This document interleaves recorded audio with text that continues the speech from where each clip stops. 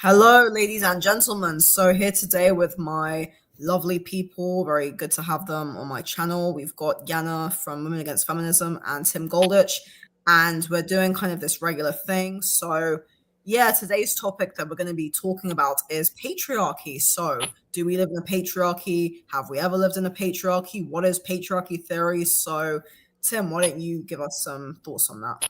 All right, so for me, it all begins with what I'll call feminism's ideological dictatorship. So what I mean by that is that in the realms of gender conflict and complaint, gender activism and advocacy, gender issues, gender studies, gender politics, gender anything, there's feminism on the one hand, and on the other hand, there's sort of like nothing, officially anyway. So that leaves feminism to dictate sort of what is true and what is not true in all matters of gender.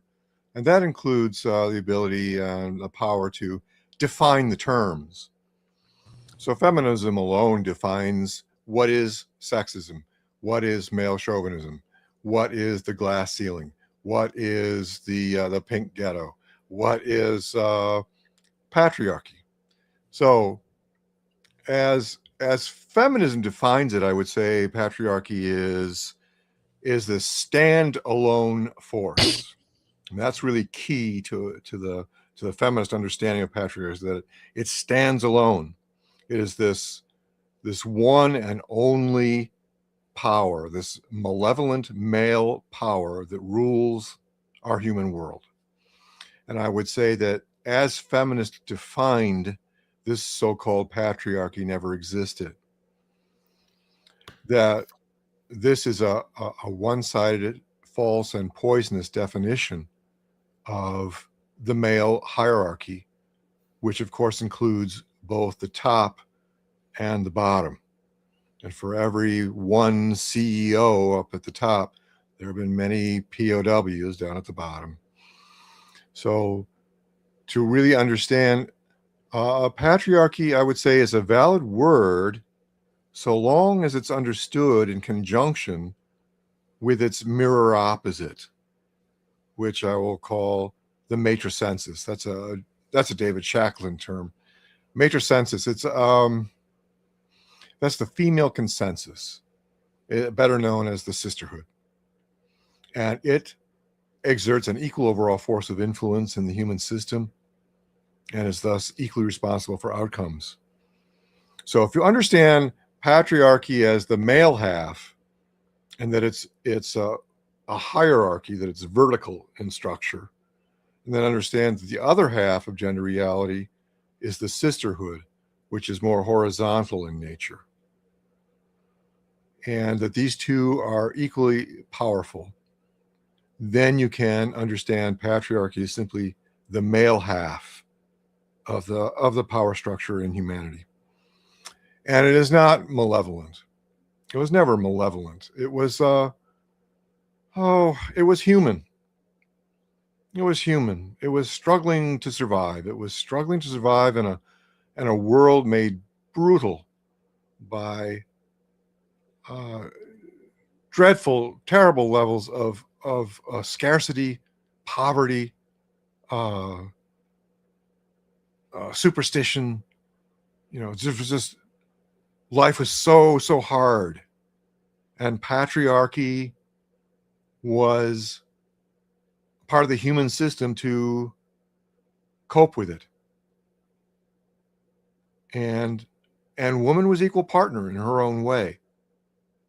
She exerted an equal overall force of influence through motherhood power and beauty and sexual power and presumed innocence and the greater power to elicit empathy, the greater power to inflict shame, all this whole array of like 14 modes of female power through which the sisterhood contributed half. As any feminist will tell you, women hold up half the sky. What they don't know is that that's true. That's the part they don't get. They say it, but they don't understand that it's actually true. And therefore, if women hold up half the sky, then women bear half the responsibility. Okay, so that's So there's lots more I could say about patriarchy, but No, yeah, that's a really good introduction. I completely agree that this notion that women have always been systemically oppressed by men is very false. And I agree with you that the term patriarchy itself is not, it shouldn't be a bad term. It should just be used to describe a system in which men have political power, yeah, but it completely ignores what men do in terms of male sacrifice, in terms of things like male duty, male honor, and also it completely ignores female power. So it's a that's very, right. very sexist term. And Yeah, feminism is a highly, I think we've said this before, feminism is a highly misogynistic ideology, ironically, because it really true. downplays female power and things like, as you mentioned, empathy, and also how women can inflict shame, how women can inflict negative emotion towards people because women are very group oriented. Feminine power is very psychological. Hmm. So yeah, it's a very strange concept, this notion of men having always held the power and women having always been oppressed. And I remember because I was a feminist as a teenager and for like about 4 years. And I remember thinking to myself, oh my God, this is terrible. Men have always held all the power and women have always been oppressed. And Yeah.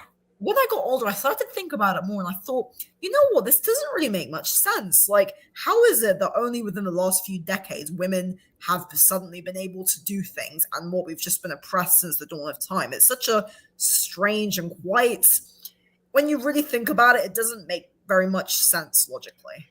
No, it flatters men in the sense that it attributes all the power, the efficacy, the I don't know, the aggression to the men. Did everything. It's for me. There's a quote from a feminist named Natalie Angier, and it really sums things up for me. She said, "Quote: The world of men is the world." End quote. And for me, that really sums up a lot of what feminism is all about. It's about this envy. It's about this idea that the world men built is everything, and therefore the world women built is nothing. And it has always attacked and disparaged and minimized this world of women. Because basically, feminists look at women as nothing more than soldiers in their crusade to take down the patriarchy. And so they don't really care if women are happy. They don't care if women are fulfilled. They don't care as long as women stay out of the home and into the workplace and competing with men and beating men at their own game. This is what it's all about. It's a revenge fantasy. But I completely agree. Yeah, that's very well said. Yeah. you know, but women Yeah, aren't no, entitled to revenge any more than men are. I mean, yeah, revenge is a bogus concept in any case. yeah. Nobody's entitled to revenge. So this whole idea that women are entitled to this vengeance against the patriarchy is spiritual poison. There's no. Yeah, so in essence, they don't actually give women credit for the work that they have done historically.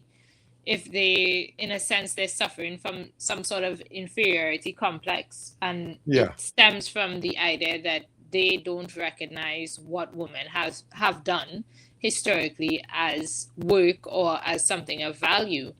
And yeah, yeah, this is a really big theme, especially when you get into, okay, traditionalism, which is a big thing, traditionalism versus more liberal society and so on. And they say, okay, women need to work, and there's all of this stress on women working. And the thing is, like, and then there's always been the reply to that: women are working even when they're in the home. The problem is that society doesn't recognize it as work. Is something not work or not valuable simply because you're not being paid for it? Can work not have value when you're not yeah. I know. yeah, That's right. That's right. so on and It's a so kind on. of So paycheck idolatry. Yeah, right, so it's a paycheck idolatry, and then, as you said, it's sort of, you said the world of men is the world. I can't remember the quote, but oh, that's Natalie Angier says simply, yeah, the world of men is the world. That was is the her world, attitude. right? And Yeah, so you said it's sort of an envy, right? But the thing yeah, is, this envy is because the work that women have done historically, which is real, tangible, valuable, equally as important as male work, actually does exist. But within Yeah. feminist ideology, this work actually doesn't exist at all. It doesn't exist. And so then they become jealous. Oh, women didn't do anything because men fought all the wars, men were the kings, men made Right. the laws, men did this. So it's like that's all that they see as work. But isn't the work that women did as valuable? Women took care of all of the babies. Women raised children for however long. Women did whatever, farming. I don't know, whatever. It's really difficult to say because it wasn't Women have actually been the like that. emotional core. Right. It wasn't actually Women have been so the social segregated. fabric. Right. I mean, the truth is things weren't that segregated. Women also were involved in making laws, and men were also involved in the emotional. So it's not that it was a segregated thing. But even if we are to assume that traditional society was a thing and women did this and men did that and men did wars and women did babies, okay, there is some truth to that. But why not make both of these things equally as important and just say, there's nothing to be jealous about. Women contributed to society. The world, That's right. yeah, this was our contribution and that was their contribution. And, there's an equal contribution of people just doing as much as they could have to make society as good as it can be, Yeah. So I don't know if I've talked about this before. There's a theory by a man named Lloyd DeMause, and I think he nails something incredibly important. So basically, what he says is there's been these two evolutions. There's been an evolution in male technology and an evolution in female parenting, and that these two. Well, I'm not sure what's his and what's mine around all this stuff, but I see a synergistic relationship between these two things, and the point is that this evolution of human parenting, driven mostly by women, of course, has been the evolution of human empathy, social consciousness. It's followed a similar trajectory as the evolution of human technology, so that it's mostly flatlined in the ancient world, and it goes up a little bit, during the Middle Ages, and a little bit more during the Enlightenment, and a little more during, and then in modern times it goes practically straight up. And so what we see, the signposts of this evolution in human parenting, has been things like the Geneva Convention. It's been holding the Nuremberg trials, holding leaders responsible for crimes against humanity. It's been the Anti-Cruelty Society. Okay, it's been our own U.S. Constitution. I mean, people just don't get it. When Thomas Jefferson wrote, it was self-evident that all men are created equal. That was an astounding thing to write down on a document. This was a time when there had never been anything but kings and queens, royalty. The idea that all men created equal, it's mind-boggling to write that.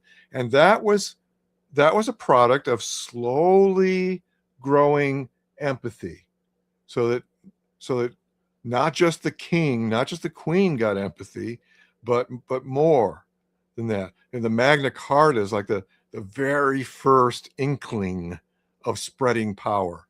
And the U.S. Constitution was a huge signpost for that. And now, arguably, this compassion has grown to such a point that it's overshadowed accountability. But anyway, in the modern world, we have compassion toward all these marginalized groups that in the past might have just been burned at the stake, I think also people forget that human history, as you mentioned, was largely feudal. And when people talk about men having all this power, it doesn't make sense, because actually most power all throughout human history was concentrated into the hands of the few. That's right. And That's they were right. usually the monarchs and the imperialists and the colonizers, not the peoples. Most people. That's right. One of the reasons we don't see female power is that it's spread wider but thinner. Right. So like motherhood power is spread to not just to the elite female, but to women in general. You see, whereas male powers are more centralized. and therefore they're impossible to miss because they're monolithic, in government and military and religion. It's a monolithic kind of power, but it's all concentrated among a really small tip of the pyramid, right? And it's supported by a vast base of that pyramid. And yeah, so but look at this theory of Demoz now. I mean, think of the implications. So if it's true, then we have women to thank for the fact that there's equal human rights. Human rights didn't exist 500 years ago, like at all. Okay, so the woman's force of influence is monumental. What could be more important than the rise in human empathy? Okay, so when I say that woman holds up half the sky, as it were, I mean, I'm not being sentimental. I'm being literal. Woman contributed half the force of influence that has led to the social evolution that we have in our world today. And that's incredible. And actually, that goes to show that women have always had a very important contribution in human history. And feminism as an ideology really diminishes that, because the whole framing of feminism is no sort of, the reason you don't know about this theory by Demoz is because it got squashed. He got canceled. Yeah. Feminism canceled him. Why? Why aren't feminists out shouting this theory out from the mountaintops? So in the flip side of feminism, because what Demoz points out is female power. In this case, motherhood power. There's a whole array of female powers, but in this case, it's motherhood power. And feminism does not want to know about female power. It's all over it when women wield male forms of power. Female potentates, CEOs and senators, that's great. Feminism is all over that. They're shouting about that. But when somebody points out female modes of power that derive out of femininity and out of the world of women, they don't want to know about that. You see that? Right. Absolutely. Women have sexual power. We have sexual power. We have motherhood power. But these things are not really acknowledged by feminists They're at not all. acknowledged. The greater power to elicit empathy. That's the power that raises only female concerns to the level of major societal concerns. Right. It's an enormous power. There's all these array of female powers that are huge. Right. And then so we say, okay, there was a patriarchy. What feminists define as patriarchy is traditional society. So they say, in the past we come from patriarchy because men ruled, men had all visible forms of power, and we didn't really according to feminism, according to feminists, right? So the patriarchy is that women are collectively oppressed and men are the oppressors. It's actually got a very Marxist based framework. Yes, it is. Right, and to me that is what David Shackleton covered in his book The Hand That Rocks the Cradle, where he spoke about what they call self-serving bias, right? And I think this is actually essentially what, like, the right wing in America always accuses the left of doing when they say identity politics, right? Actually, it's not just left who uses identity politics, but the right uses identity politics as well. Everyone uses this identity politics, which comes through what is called self-serving bias, where we like to see ourselves as the victim, and that goes for everyone. It's actually just a bias that humans innately have. We like to see ourselves as the victim, and we like to, in order to create this scenario that we actually are the victim, we have to have like a bad, like a villain, right? And religions and and here's your villain. Here's your villain right here. Right, and cults and your so white on. heterosexual male, you see.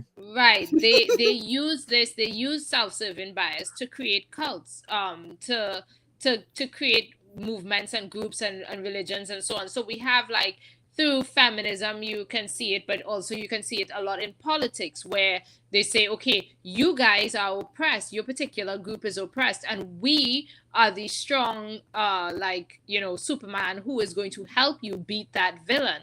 And then in feminism, they've used the same self-serving bias to say, you woman, you whatever group, y'all are oppressed, and we actually see it. We're the only ones who see it. We see the problem, and we see the villain, and we, through our movement, if you just join this movement, we're going to help you, you know. But yeah, when it comes to the definition of patriarchy, how they define it as women being oppressed and as men having all the power, yeah, okay, they will point to traditional society and say that's patriarchy. But yes, the truth is that a lot of it is just that the power that women have has not been acknowledged. It doesn't mean it doesn't exist. It doesn't mean it's not there. It doesn't mean that women didn't play a part. And I also find that, like I said last week, this to be ludicrous that you can see it now, where, okay, they're saying the right wing in America is rising or whatever, Trump supporters or whatever. I don't know how to explain that, but the point is the right wings, they are in charge or whatever. So they want a patriarchy. Who is behind this? You can see through voting numbers and polling numbers, there are equal numbers of men and women who support Trump, who support the thing. This is not a request from men alone. And even if it is a request from men, there are so many women who are fighting within the administration, who are fighting, who voted. I mean, there's a lot of support from women, and not all women who support this are even going to come out and say the truth, because we live in a society where women are so bashed for supporting that side. There are many women who will just say, yeah, okay, I support, you know, what is socially acceptable, and behind the, you know, they totally for trad life and for what feminists are calling patriarchy. So it's not chosen by men. I mean, who raised these men? Who created this society? Right. It's not all men. It's just it is just what it is. It is not necessarily that it comes from men. And I think that's something that feminists have to acknowledge. You know, because other than that, they're simply silencing female voices. They are not allowing women to actually express and be, you're not giving women credit for their ideas. That's right. Well, yeah, it's so ironic. It's believe women, but only if they claim to be a victim. Exactly. If they don't claim to be a victim, then we don't believe them at all. Exactly. So there's a really good book called there's a good book called The Flip Side of Feminism by Susan Venker.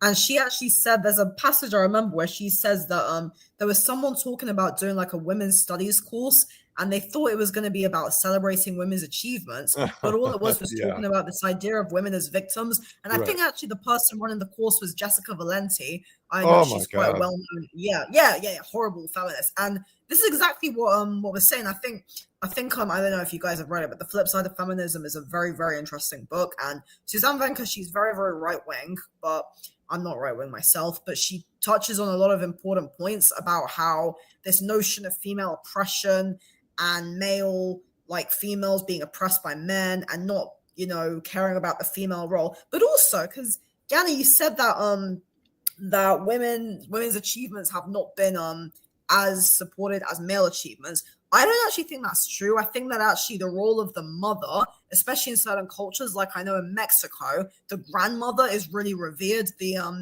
abuela. And also, if you look at ancient societies, they all had goddesses, and people would worship goddesses, and people would literally worship the feminine. And that was how it was before, like the Christian era and the kind of Abrahamic era. So I do think that actually women have always been revered and held in reverence. I just think that because of feminism telling us that women are somehow oppressed or seen as lesser than men, that's why people think that we live in this horrible system where no one cares about women and it's all about men, which ironically, as we're seeing, is not the case. Kind of the flip of that. Yeah, it's like men are more important, but women are more valuable. I mean, I look at everything as mirror opposites, see, so. Okay, so let me get another like total reframe on patriarchy, okay? So we've taken a look at what patriarchy looks like as seen through a politicized female perspective. What would it look like through a politicized male perspective? So I would say that as seen from a politicized male perspective, this so-called patriarchy is all men everywhere set in fierce competition in their efforts to perform, achieve, and succeed their way into having what women in general and beautiful women in particular are empowered to demand of them. Okay, so I'm not saying that that's it. I'm saying that it's a perspective. It's a mirror opposite perspective on patriarchy. And my complaint about feminism, again, is that it's an ideological dictatorship. It says we can look at it this way, not that way. You can only look at it from over here. You mustn't go over here and look at it. You see. So I guess to look at like the core of my beliefs or how I see things there is that, okay, I think in a sense there's some equality, and I'll try to explain it in that women are the victim. I will give women victimhood. So I start from a point of women are nature's victim, right? And that is because women have been burdened with childcare, with being pregnant, and men have not. So I think men have a superpower.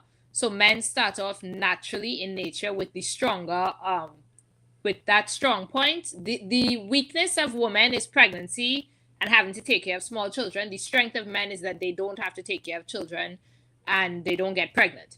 Then on the flip side, women have sexual power. So the strength of women in a sexual power sense is that I think in general we have a less libido. We don't require sex as much as men do. And the weakness of men in this nature sense is that men typically, or I mean not all men, but men require you don't need all the qualifiers with me. Right. Anyway, okay. So women have sexual power and men have this power of not being burdened with whatever. Yeah. And I think so we start off from that point of view, and I do acknowledge that in this whole natural realm or whatever, women are victims. Or at least we were. Today it's not the same because we don't have to get pregnant when we have sex. We can, we don't get pregnant as much. But anyway, and then I think from that point, humans have been negotiating time and time again. We're just negotiating based on the environment that we are in to create some sort of equality. And I think that, basically, I don't remember. I was connected to the point that you made somehow, but I'm forgetting how. But both of these things are equal, which means I don't think that something like patriarchy or matriarchy can really exist, in that you will never have this huge imbalance. But you may have periods of times of imbalance. Well, they can coexist. They can, but essentially we will always be arguing with each other and using whatever leverage we have in order to get whatever it is we want. Women will use their sexual power. Men will use their power to walk away.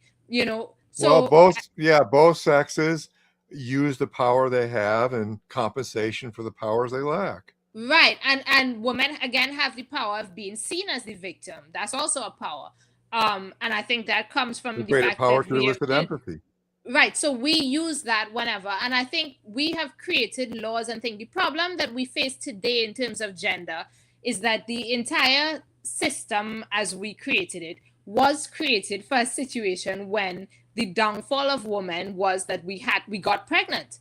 And we're suddenly in a time where that doesn't exist anymore. We don't have to be burdened with children that we don't want. We don't have to get pregnant and so suddenly women have an upper hand that they never actually historically had, yet the system still exists that pretends that we don't. So I think the negotiating. I would still challenge this, so that woman was innately victimized like that. Yeah. There was a cartoon I saw once, so it was like taking place in like the Pleistocene, right? And there's a woolly mammoth, and there's a woman there with a spear, and she's looking at this woolly mammoth the size of a house, and she turns to the guy and said, "On second thought, you hunt, I'll gather." Yeah. Okay. So the point of that is, I mean, was, women had their own world. They had their own it thing depends that on they how did. you Were they define really, it. But I would really say more in physical victimized than terms. men? Really, a Yes, pregnancy, in physical terms, I believe so. In physical terms, okay. Well, But I Phyllis do Schlafly believe said that to women compensate for that. with nature. What? Huh? Phyllis Schlafly said that what you're saying, Jana, is very interesting because she said that feminists are simply in a fight with nature. And I actually, by the way, I disagree that women are burdened with childbirth. I'm actually of the view, very controversial view, that women actually have more power than men inherently. And I think that's just because as a female, I've seen the way women are. I actually think women have more power, and I think a lot of that more power innate power. That's right. So men power. compensate. I think that power is tied to our sexuality, but also the power of men wanting Empathy. to protect and provide. Right. Yeah. Psychologically, we do. Women.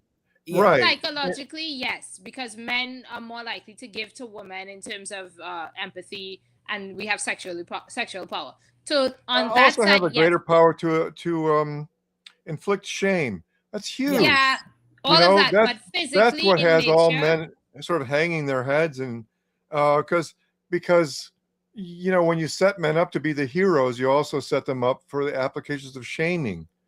If you were a real man, you would do, be, and give whatever it is I want you to do, be, and give. You see, and there's like a moral authority that women have, that they sort of have the moral high ground, and this goes all the way back to the Vestal virgins of ancient Rome. But I see this all as a response. I mean, a natural response. So it is embedded in our human psyche. But I see that as all a response to. I think that is just a counterbalance to what physically women have been burdened with. I agree. And I think that child rearing a burden. Like the thing is, it is a huge burden. Burden. The thing is, though, I think burden is the wrong word because, like, women can't choose whether or not we have children. It's not a burden. It's just the way we naturally are physically. And I think if you have children, it's not a burden for the entire life. I'll give you that. But there's a period of time when, from being pregnant, the point in time when you start a show, to a child being 3 to 4 years old, this period of time is a huge physical burden. And I think it's really difficult for most people today who don't have children or who aren't around children to actually understand how much of a burden this actually is. But it is a burden. It is a life-threatening burden that for most of human history, we were not. This is a burden. This is a threat to your life. It is something that is physically draining. You have to breastfeed a child. You have to keep yourself healthy. You have to wake up throughout the night 2 hours if anything happens, when a child is really young, you're at risk of that child dying, then civilization cannot continue. You wake up every 2 hours. A woman cannot survive that without support of men. Isn't that where the role of the man is important? Since the man is then the who takes care of the woman, which is why I think that it's a bit straight. Like, I don't agree that women have been victimized in this role. I think the whole point of human dynamics is that we've been victimized because they can walk away. They have the power to walk away. We've never had that power. Now that's I mean, I guess now with like deadbeat dads, but generally speaking, like also in the past there were more like communal societies. So like, as we know, humans are tribes. But men were an important part of that. This is the thing that feminists always like to think and say as well. Like, they don't understand that civilization couldn't exist as it is today, or even get this far without men. Men had to do what they did, or we wouldn't have survived. I view it as men are the helpmates of women. In fact, it's sort of in a natural sense, men have been the helpmates of women, and the burden was placed on women. Well, all right. So some people will say, look at you walk outside the city and see, men built the whole thing. Yeah. Okay. But then I say that's true. And if there hadn't been women, men wouldn't have built a damn thing.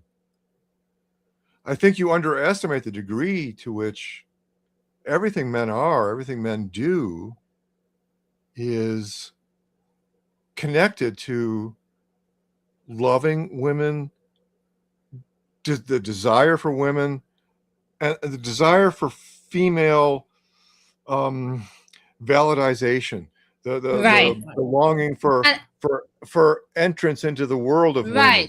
women, Right. And the emotional sustenance, the sexual sustenance, the adoration of women. right. And I And think that's because men are, in a sense, if we're talking in terms of, I'm gonna sound kind of biblical here, and I don't want to sound biblical, okay, but all right. I mean that I think that men are, if we look at it in evolutionary terms and stuff, designed as the helpmates of women. Men are submissive to women. Men are naturally In some submissive ways, to women, and they are naturally the helpmates of women because the role, this whole dynamic, this whole 3-year process or whatever, from being pregnant at a certain point to creating a child that is at least 3 years old, this is a critical period of human evolution. This had to be done. That's right.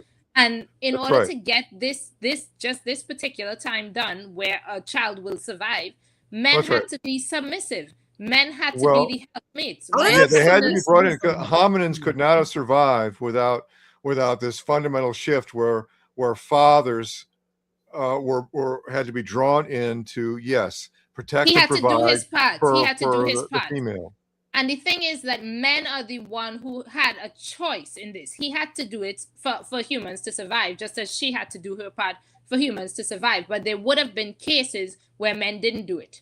So they don't have a choice, actually. No one had a choice. But they had a little bit more of a choice than women did. Of course, you could say women could also just walk away, then the baby's dead. So she has a choice as well. But the degree of choice that men had in relative towards the survival of that individual is greater than the degree of choice that women had relative to the survival of the baby. Okay, I'll give you that, but you see, there's always a duality to things. There's always another side to things, huh? Yeah. Well, sorry, Jana, what's your point by making that though? Like, what's your point? So my point is, this is where I see women. This is why I define it as women are the natural victims of nature. Simply because but I think victim is a. I don't like the word victim because I don't think women are victims. I don't think anyone's a victim. I think it's more that men and women are just different evolutionary based. Well, they're pros and cons. She said feminists are in a fight with nature because they don't like the fact that women are the ones who bear children. And the thing is as well, like there have always been women who chose not to have children. Like I think Elizabeth I didn't have children. There's been women who decided not to have children. There's been women who decided to. So it's, I mean, in terms of like early human development, it was that way because that's how the human race needed to flourish. So gender roles were built that way so that the whole human civilization could progress. So that's why women were, in the private domestic sector. And I think in the domestic role as well, women were more respected, like with goddesses or the matriarch. And in the family, women had tremendous amounts of respect. So I don't think women were victimized. I think that actually there would have been a lot of like community, and society was more like pro-family and pro-children, especially in certain tribes. So it was more like the kind of political structure, as you could say, run by men, but the family structure was more run by women. That's how I see it. Yeah, you see, and from a politicized male perspective, what women got out of the deal was all that intimacy and connection. She was the primary parent, and the children, she was loved first best, and fathers loved second best, and men weren't even allowed in the space where women gave birth until the 1970s. Prior to that, it was midwives, and they maintained their propriety, their ownership of this birth process, and men were shut out. So I mean, it's always like a mixed bag, Yeah, men could walk away, but then men are deprived of any real depth of emotional and physical intimacy, and depth of companionship, of love, marriage, home, family, children, parenting. See, status. So yeah, so it evens out. Man needs a woman to weave him into the social fabric. Yeah, okay. No, I definitely. So it evens out. Now I agree that it evens out, but my point is more that if from a natural point of view, women had these issues, society compensated with laws and societal norms that needed to keep men in check. And these laws and societal norms are more focused on men than on women. And that's why you have what we have today.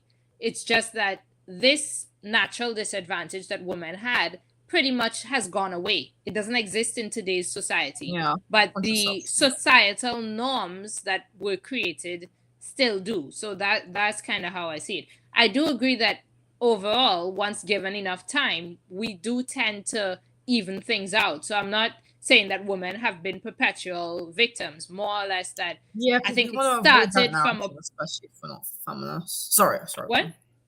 We want to avoid the narrative of women as victims because that's the whole point of like not being against feminism. I know. Well, I don't think women are perpetual victims, but I do think that this started with victimhood in a natural sense or whatever, and that this is how we got to a point of what we have today, essentially.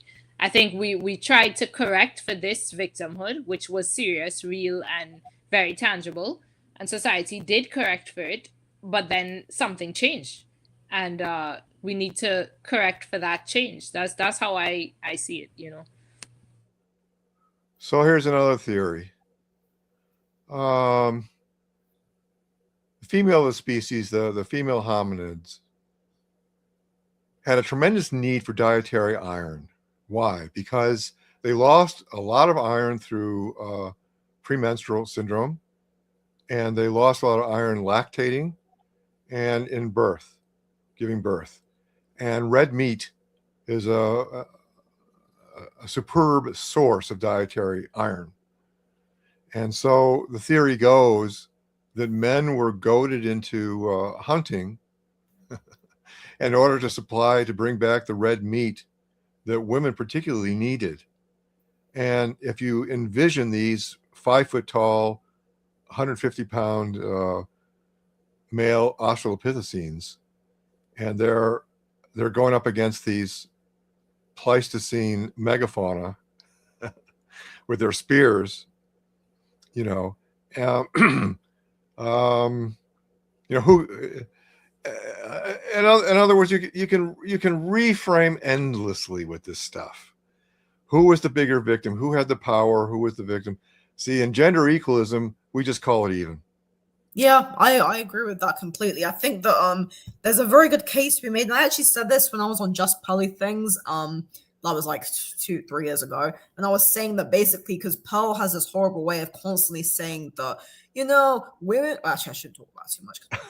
Whatever. The point is that she constantly and this is the problem. I think there's people who say it seems the narrative is either man bad, woman good, That's right, or woman bad, man good. And I don't agree with either of them. I don't agree with the red pill stuff or the feminism stuff. And I think that the way I see it is completely the idea that, and this is also based on like for example, I've read there's a very, very good book I read called Is There Anything Good About Men by Roy Baumeister.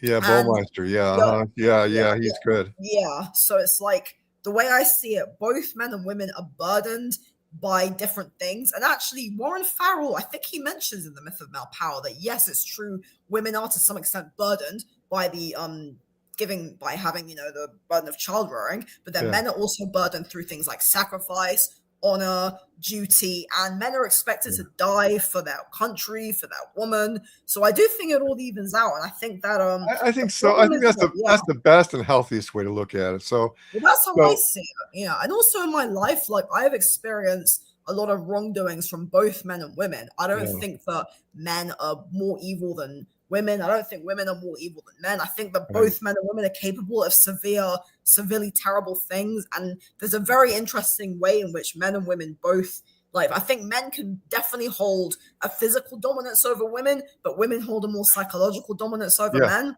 So that's kind of my view. And that's why I really reject patriarchy theory, because it just sounds so absurd. Like even simple things like my experience of being a female, you know, you go on dates with men, they'll buy you dinner, they pay for you, and you know, you can effectively, you're in control of whether or not you're going to sleep with them.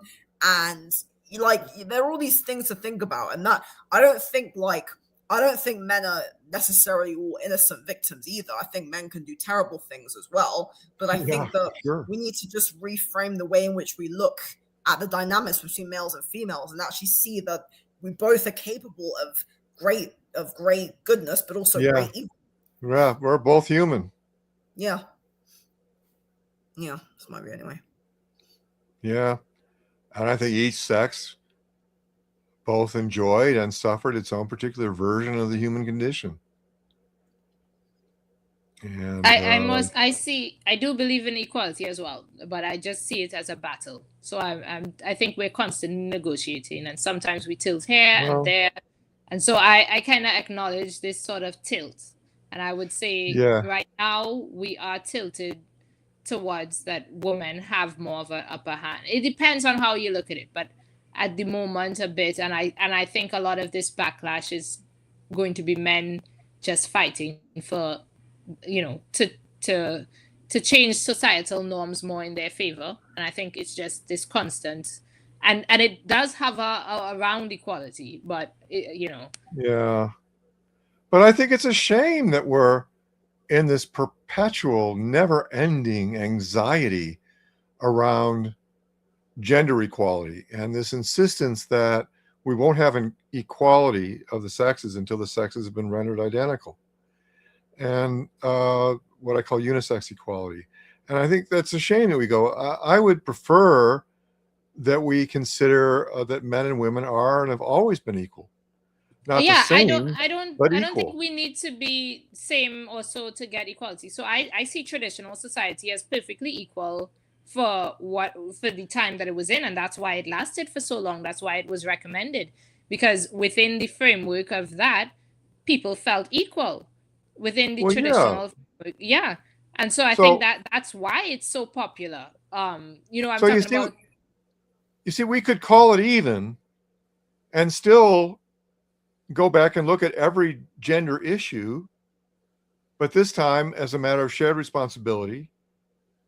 And, this idea of calling it even doesn't mean that we everything's fine now, we'll all go home. No, there's all this unfairness to look at. There's an ocean of unfairness to look at.